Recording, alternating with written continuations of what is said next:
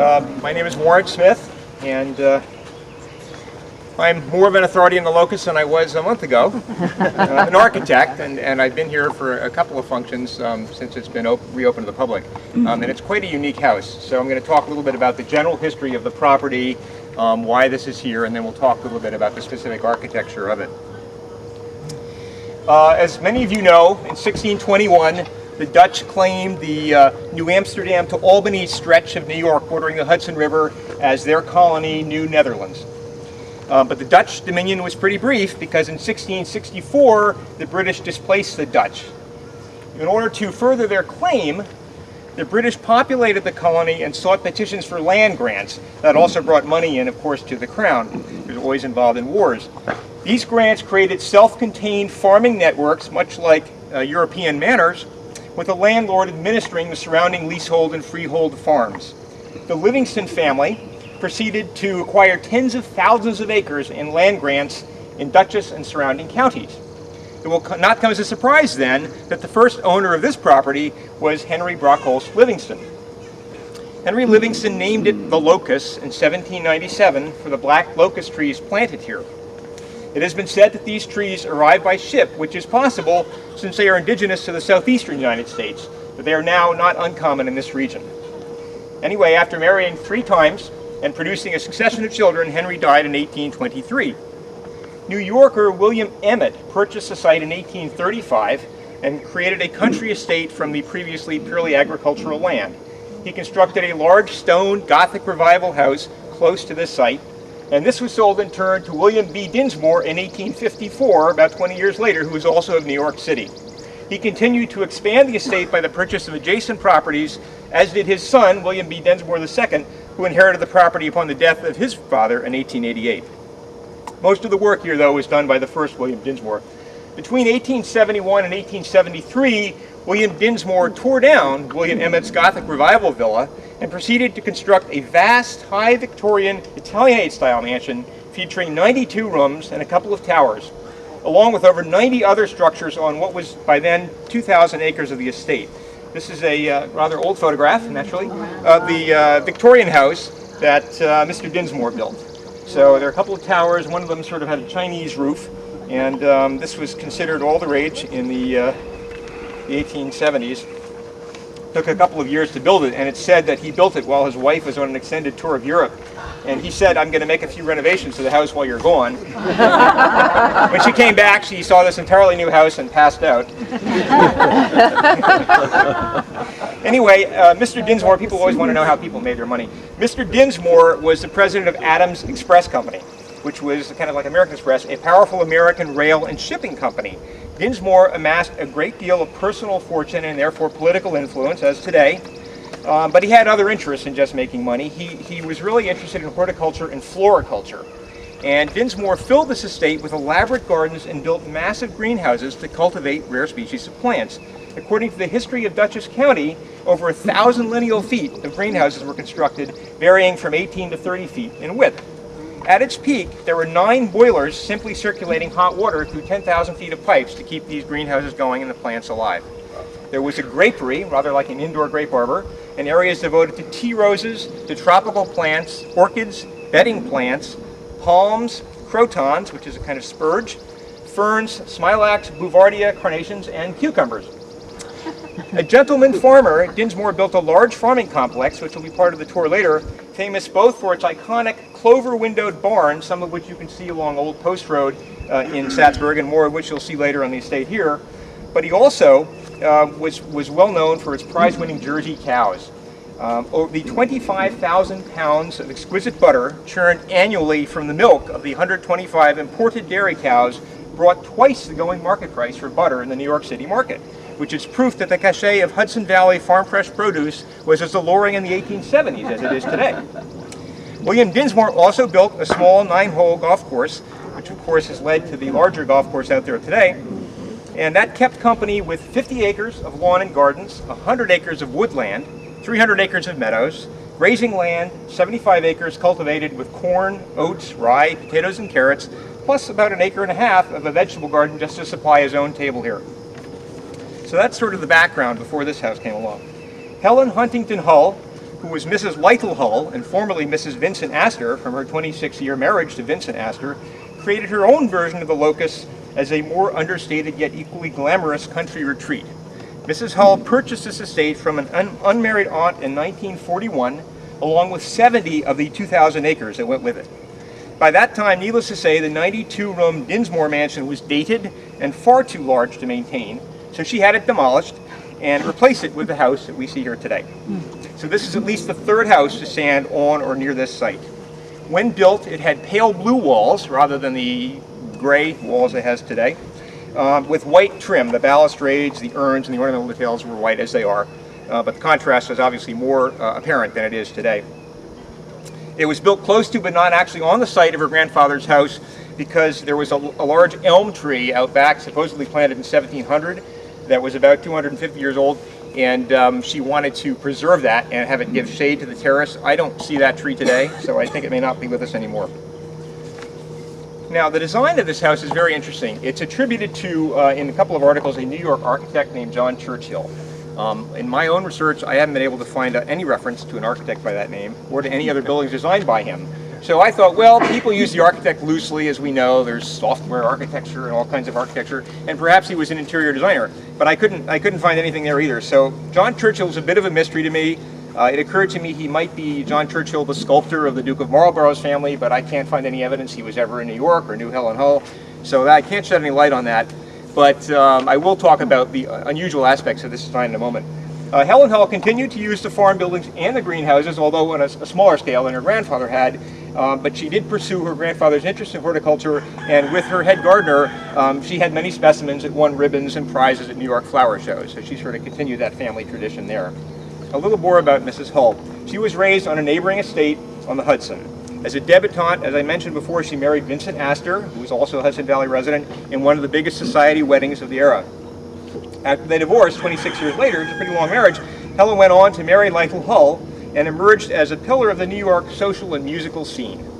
Fiercely devoted to musical philanthropy, she helped found the New York Opera Company and served as a prominent board member of the Metropolitan Opera, the New York City Ballet, Lincoln Center, and the New York Philharmonic. She socialized with musicians like Cole Porter, Leonard Bernstein, and Elsa Maxwell, and frequently had them and other musical luminaries to her estate here in Staatsburg. And during her tenure at the Locusts, she had galas in the garden as an annual event to benefit musical philanthropic projects. A little bit more about that. As many of you probably know, to serve on boards like the New York Philharmonic, Lincoln Center, and you have to make a sizable initial contribution and annual contributions, and it becomes sort of a social status thing in the city. But unlike a lot of the board members, Mrs. Hull was a working board member and actually did more than just give money. And one of the things she did was she established a fund for musicians who aren't the most overpaid members of society and may have dry periods, and she helped set up funds by which they would have some income if they weren't actually performing and have places to live. So she really was much more sort of charitably focused than simply serving on boards. Joy Gross, who I saw come out, there we are, was an occasional visitor in the early 60s when Mrs. Hull would offer high tea to members of the Rhinebeck Garden Club. And I'm not going to speak too much for Joy, but as she described it, the butler would meet you at the front door, ushered you past the little room on the right, which was a flower room, and into the main salon where tea was laid out on coffee tables. There were two Steinway pianos. Mrs. Hull played the piano herself, was an accomplished pianist. They sat at one end of the drawing room, and the floor was covered with Aubusson rugs, and a profusion of white rose bushes bordered the rear terrace overlooking the river. And I'm sure if you have any more interesting details you want to know about that time, Joy will be happy to share them. A later owner, New York City stockbroker Justin Colin, added the sunroom, which you'll see off the drawing room when we go in. And when Penthouse publisher Bob Guccione subsequently bought the property, he renamed it the Willows. Of course, it's reverted to the Locust now. Mr. Guccione installed slot machines in that sunroom, covered the floors with wall-to-wall carpeting, and filled the drawing room with medieval furniture. On top of the wall-to-wall carpeting. On top of the wall-to-wall carpeting. I think we'll go in and talk about the rooms inside, but let me just talk about the exterior of the house before we do that. This has been described as neo-Baroque.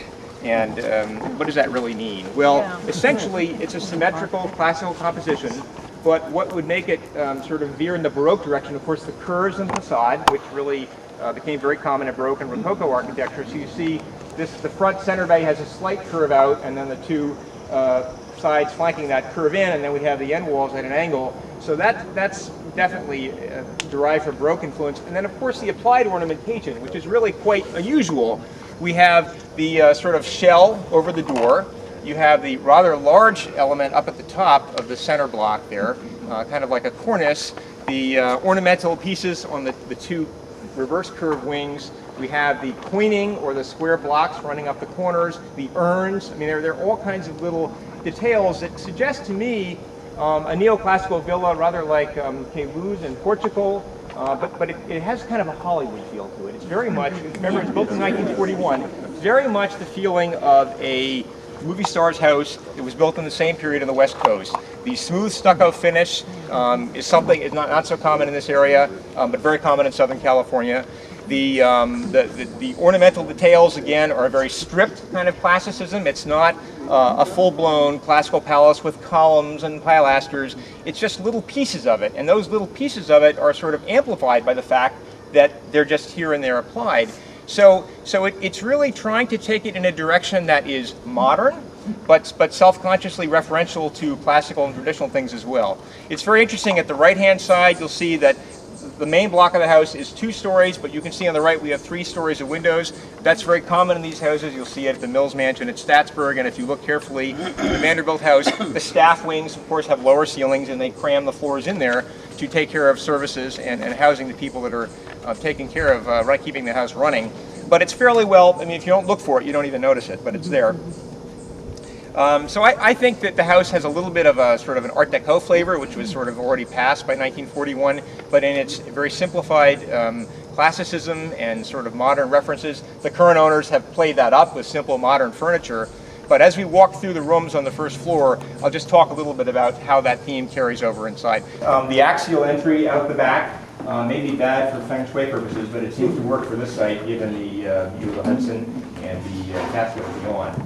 But this, of course, is where the butler would have greeted you and conducted you to wherever Mrs. Hull was holding court. The room on the right with all the sports equipment, I think, was a flower room, because, again, Mrs. Hull had this interest in horticulture and floriculture, so they would bring in flowers and cut them and prep them. And the house was always filled with fresh flowers from the estate when she was here. So let's go through this gallery, past the staircase, and into the main drawing room. There are photographs on the walls here of earlier views of the estate. So I don't know that I can answer a lot of questions about them, but you can get a sample of what was here in the past. This is obviously the main drawing room or main salon. You can see it's quite a large room, although because the windows are so huge in scale, you sort of lose, scale is a deceptive thing. And if you had conventional sized windows, the room would seem enormous, but by making the windows really big, everything seems in proportion, which is a trick, Pieces that are here from the time that Mrs. Hull was here, well, the floors are original, although they may not have been on this light. They look like they've been bleached, but actually Joy might know that. The fireplace, the mantelpiece there is original. I think it's safe to say that all the artwork is more recent. And again, you can see how simple this is. There is a crown molding, quite a large one, a cove, but it's very simple. There's not a lot of applique ornament picking up on the theme that we see on the outside. So everything is really about light and spaciousness and airy. This room was light when Mrs. Hull was here as well. I don't think it was white, but it was pretty light in color. And so you get the light coming from the east to the west, and of course from all these rooms, the view of the river. And that's one of the advantages of this kind of design. It sort of curves around, all the principal rooms get a view. When you have a view like this, you want to sort of enjoy it. So that's kind of a nice feature. This room out here is the sunroom that was added. Originally there was just a patio here, and it was Mr. Cullen that added this, enclosed it as a sunroom. And it's a nice space, and this is where the slot machine is. Bob Guccione is the one who enclosed it. Oh, he closed it, okay.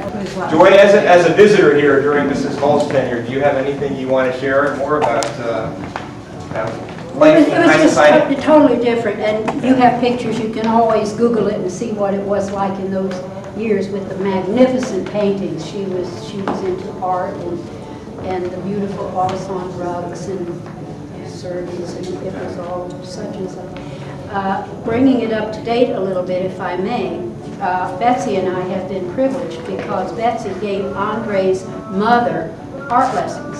She discovered Betsy, and through that connection, Betsy would come here to give Eva, the mother, private art lessons, and Eva at one point said, "Bring your family." So we became family with her, and every time we come, which has been very often, Mrs. Balaj, Ava, will sit at this piano. She is 89 years old. She is a jazz musician. She plays in a working band in Boston, where she lives. Drives herself from Boston here when she comes, as she did a few days ago. And she plays jazz. You've heard her, some of you, maybe, at the Rhinecliff. She is amazing, right? Absolutely. And on this piano, it sounds a lot better than it does at the Rhinebeck. And she was hoping that she would get back in time to meet all of you, because she loves this place, right, Leslie? She does. Well, that may still happen. And so that brings it up to a very nice... It does, and I love the fact that as a musician, a pianist, that she's keeping alive the tradition that Mrs. Hull had. And it's a by playing the Steinway, piano. as Mrs. Hull had. And on the musical note, we Yeah. talked about her generosity to the musicians. She donated a piece of property on her old estate, the Hull estate, next door, to, what was his name? For Kootenai? Rudolph Verkushny, who is a world-renowned pianist. And so it was his home, a studio in back, and he lived there for many years, and it was his, totally. And when she had concerts here, which she did often, and had her people brought up by private train, bus, whatever, there was a piano in that corner and a piano in this corner. And they would have marvelous events here. It was something else. So we have a lot in this area, don't we? That we can talk about and be proud of. Excellent. All right, let's walk back through the gallery, and make a left, and then make a right at the gallery at the back, which takes us into the dining room. Again, just notice the moldings are similar to the other room. The large windows, obviously, again, bring down the scale of the room, makes it seem somewhat intimate, although it's really quite a large room, as you can see. This is the original location of the kitchen, although clearly it's been updated since the original one was installed. But the location has stayed the same. And what hasn't changed are the incredible cabinets here in the pantry, which if you stick your head in, run floor to ceiling, and obviously you need a really tall ladder to get up there. But that and there's just a lot of sort of character of the house when it was first built from that period visible here. What were you going to Well, say? back that way, Yes. if you keep going, you come to the office where the managers keep their records, and there's this desk. And then there's a back stairway that goes up to the servants' quarters. Right. And But you would I think be we're not happy asking in people to any go up one of there. the servants' quarters rooms. Each one has its own bathroom.